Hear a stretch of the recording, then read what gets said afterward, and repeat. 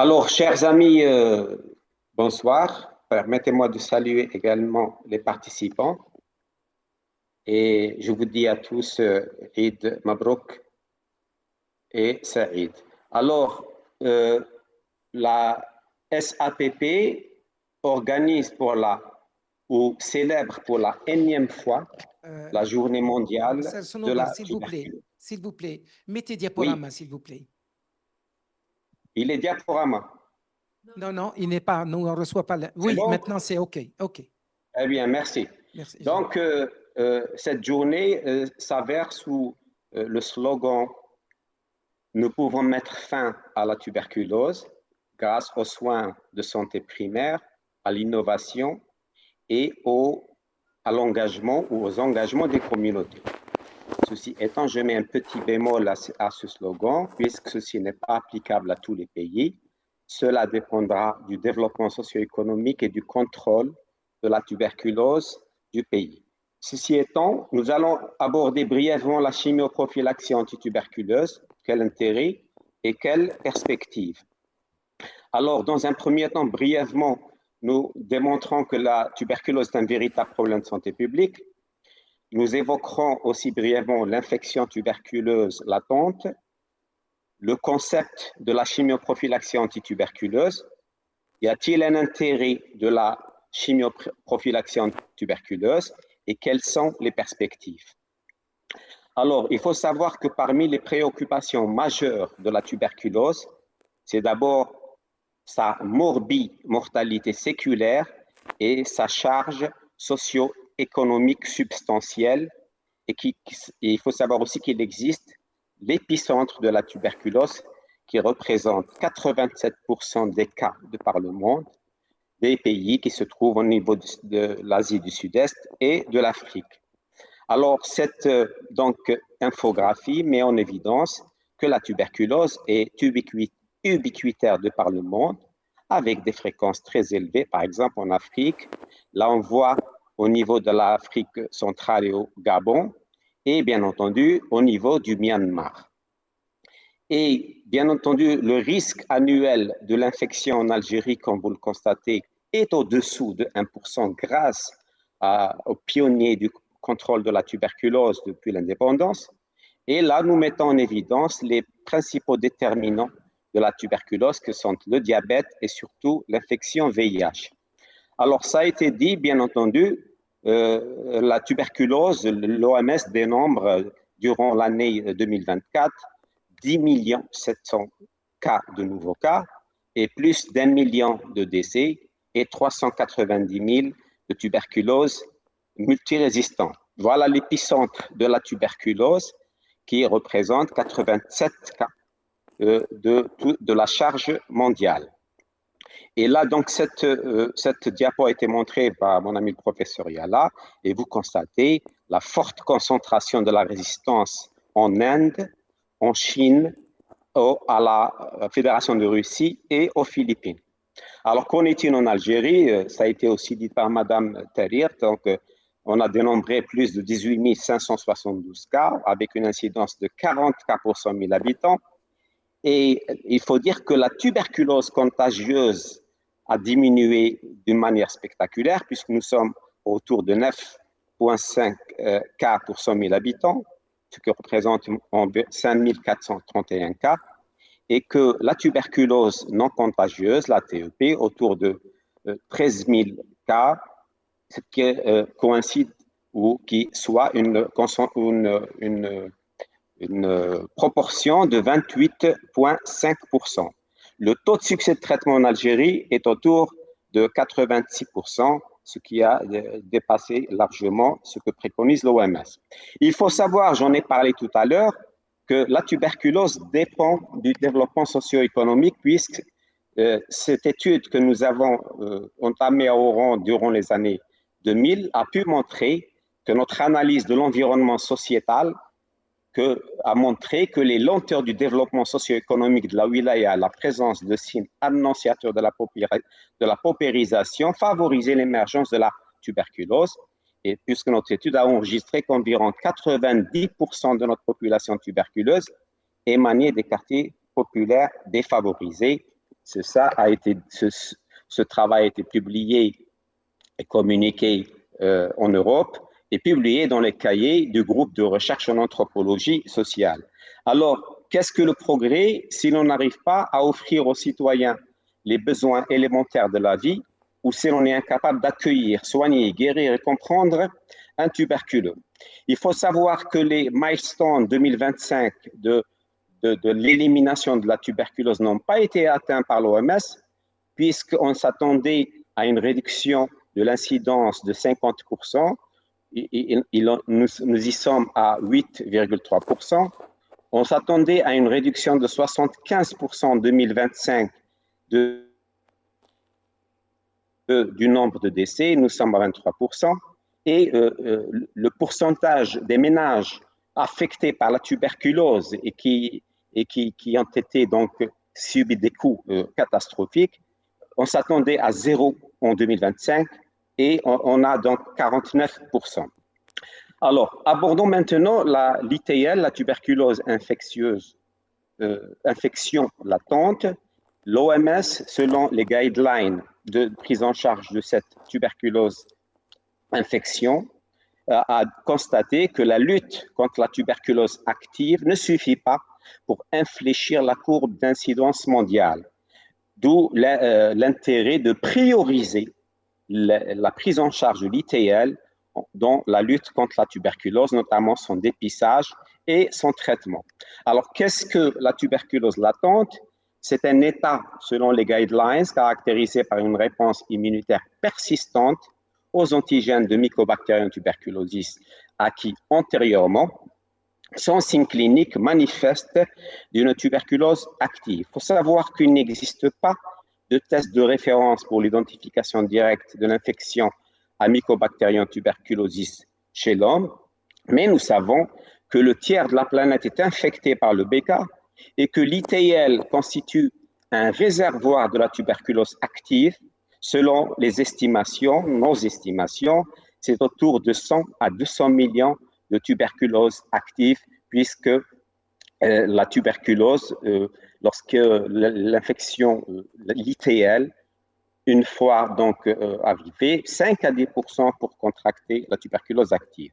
Ça, c'est l'histoire naturelle de la tuberculose. Nous savons donc qu'une fois le BK inhalé, il va se déposer au niveau des alvéoles, il peut passer aussi au niveau d'autres organes, et on parlera de la tuberculose extrapulmonaire.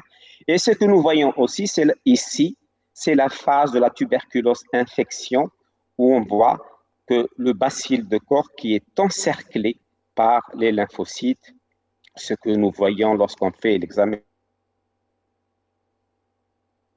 histologique, la nécrose caséeuse entourée de la couronne lymphocytaire. Ici, nous voulons insister sur les facteurs de risque. Les facteurs de risque, notamment la promiscuité, la malnutrition, la consommation d'alcool ou de drogue, un système immunitaire déficient, mais aussi les groupes à risque, les détenus, les toxicomanes, les demandeurs d'asile, les sans-papiers, les sans-abri, les patients souffrant d'une déficience immunitaire, les personnes en provenance d'un pays à risque et le personnel médical ou le personnel soignant. Alors, l'histoire naturelle de la tuberculose, vous avez un sujet contagieux, d'accord, contaminé par voie aérienne par le bacille. Donc, il va devenir un cas, donc un sujet contact. Ce sujet va développer donc l'infection tuberculeuse latente et suite à une immunodépression, il va développer la tuberculose active. Il peut, au départ, cette primo-infection qu'on appelait jadis, peut, par aggravation, passer à la tuberculose maladie et donc c'est un cas index.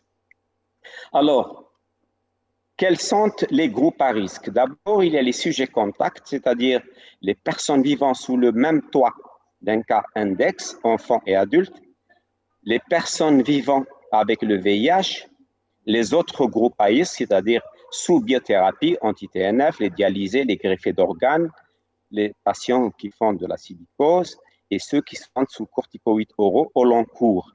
Ces patients doivent être systématiquement testés et traités s'ils sont positifs, c'est-à-dire porteurs de l'infection.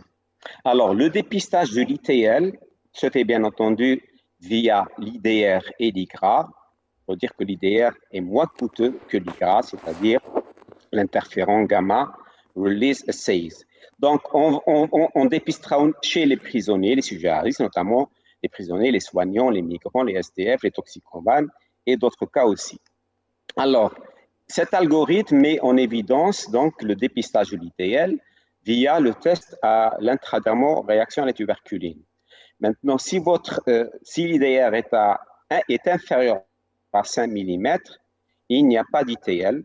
Par contre, chez des patients aux antécédents de traitement de corticoïdes ou immunosuppresseurs, il faut passer à l'IGRA. Maintenant, les patients qui ont une IDR entre 5 mm et 14 mm, il faut faire donc l'IGRA, c'est-à-dire l'interféron gamma.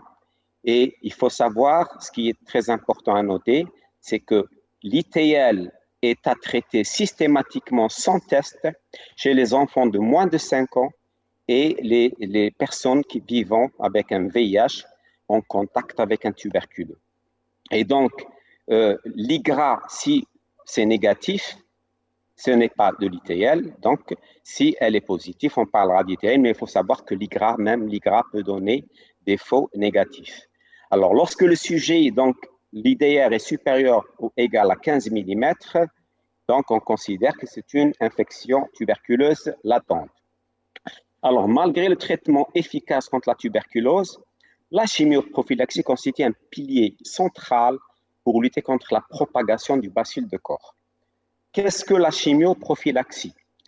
C'est une administration de médicaments antituberculeux pour traiter l'infection tuberculeuse ou bien prescrire les antituberculeux chez les sujets à haut risque, nous avons vu tout à l'heure, pour développer la tuberculose. Il s'agit d'une démarche préventive. Alors, quel intérêt a cette chimioprophylaxie antituberculeuse? Quels sont les objectifs et les principes? D'abord, donc l'ITL, l'infection, il faut donc consulter les sujets ou identifier les sujets à risque. Elle va permettre de réduire le passage de l'infection tuberculeuse à la tuberculose active. La population ciblée, nous l'avons vu tout à l'heure, c'est les personnes en contact étroit, les cas incidents, les enfants moins de 5 ans, les immunodéprimés. Et puis l'ITL chez les VIH, il faut savoir qu'elle peut se transformer en tuberculose active dans 10 à 20 fois des cas. Chez les greffés, et bien entendu les patients qui subissent la biothérapie et les corticoïdes oraux. Alors, cette chimioprophylaxie a un double avantage, c'est protéger le sujet traité, réduire la transmission communautaire. En s'agissant des protocoles thérapeutiques, c'est l'INH pendant 6 mois ou le régime de 3 mois de rifampicine isoniazide, ou bien entendu la rifapentine plus l'isoniazide, une prise par semaine durant 3 mois. C'est un bon profil d'efficacité dans la prévention du développement de la tuberculose, mais avec une bonne observance. Alors, les options thérapeutiques selon l'OMS, les régimes recommandés par l'OMS, c'est l'INH seul 6 à 9 mois, et la rifapentine plus l'isoniazide une fois par semaine pendant 3 mois. On peut associer également l'INH et la rifampicine 3 à 4 mois. On peut prescrire également la rifampicine seule pendant 3 à 4 mois. Quels sont les régimes recommandés par le guide national qui va être incessamment publié dans quelques jours? C'est donc, on peut associer en première intention la rifampicine et l'INH pendant 3 mois, l'INH seul en deuxième intention pendant 6 mois, 10 mg kg chez l'enfant et 5 mg kg chez l'adulte. Les patients VIH sous antirétroviraux, l'INH durant 6 mois est indiqué car la rifampicine interfère avec les antirétroviraux. Le nombre de comprimés de rifampicine isoniazide en fonction du poids, là on voit par exemple chez l'enfant de 8 à 11 kg, donc c'est 2 comprimés, supérieur à 12 kg, 3 comprimés, de 16 à 24, 4 comprimés. Et bien entendu, s'il est supérieur ou égal à 25, on passe à la forme adulte. Et chez l'adulte, donc, vous connaissez les doses. Alors, l'efficacité de l'INH a été démontrée par une revue de Cochrane, puisque l'isoniazide réduit le risque de développer une tuberculose active d'environ 60% des cas. et 0,5% d'hépatotoxicité. L'efficacité de l'INH chez les personnes VIH, l'INH réduit la morbimortalité, l'effet bénéfique est complémentaire à celui des antirétroviraux qui persistent au moins 6 ans. Les effets indésirables et les précautions, les hépatotoxicités à surveiller, la neuropathie périphérique donnée la pyridoxine et l'interaction avec les antirétroviraux. Cette belle revue de littérature publiée dans la revue d'épidémie de santé publique en 2022 met en évidence donc la chimioprophylaxie antituberculeuse primaire. L'objectif de cette étude était de réaliser des essais randomisés de chimioprophylaxie antituberculeuse primaire à l'INH, ce qu'on appelle la thérapie préventive à l'INH, la TPI.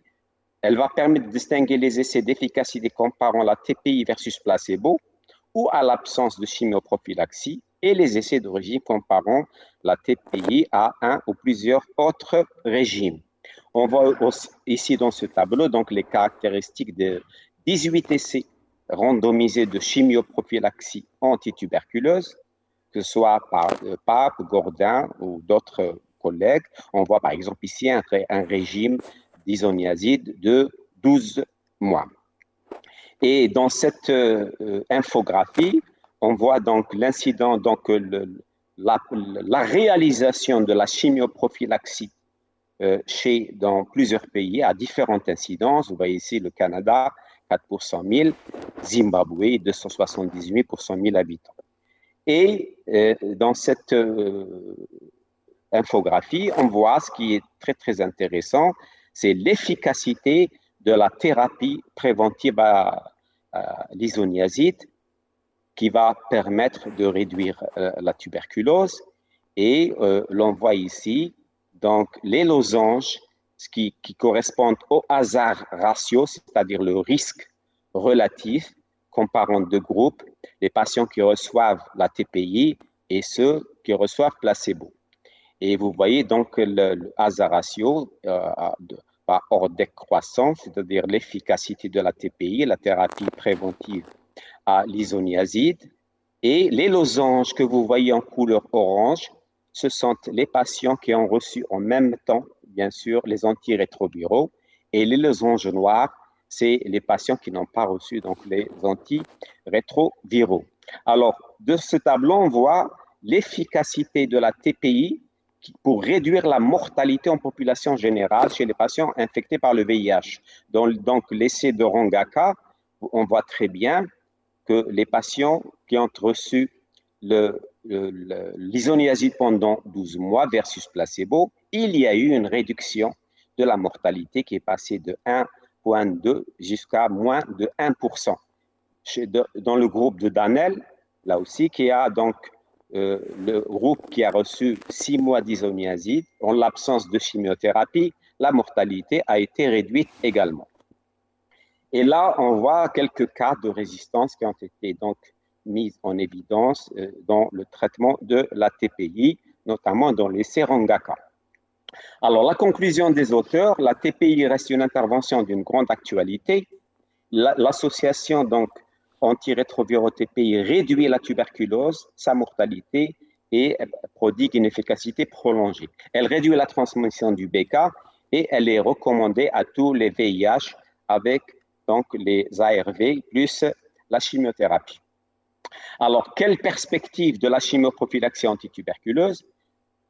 Il y a des limites concernant les stratégies actuelles, une mauvaise observance du traitement, 6 à 9 mois, une hépatotoxicité, les cas de résistance et la difficulté de dépistage de l'ITL. Les nouvelles approches thérapeutiques, c'est améliorer la tolérance et la durée des traitements, notamment via la rifapentine et l'isoniazide une fois par semaine pendant 3 mois. Et puis, les nouvelles molécules plus associations. Quels sont les enjeux de santé publique? Elle constitue cette chimioprophylaxie un outil majeur pour la fin, l'élimination de la tuberculose selon l'OMS en 2035 et le dépistage doit être ciblé, élargi de l'ITL chez les populations à risque et elle doit bien entendu constituer se trouver dans les programmes nationaux de santé publique. Alors, ce qu'il faut retenir, c'est que d'abord, la chimioprophylaxie est un levier fondamental pour la prévention individuelle et collective de la tuberculose. L'intérêt chez les sujets à haut risque est primordial, avec une mise en œuvre rigoureuse et adaptée au contexte, amélioration des schémas thérapeutiques, le renforcement du dépistage et l'intégration dans les programmes de santé publique, et un espoir tangible pour freiner la progression de cette maladie séculaire et à terme viser son éradication. Et je vous remercie.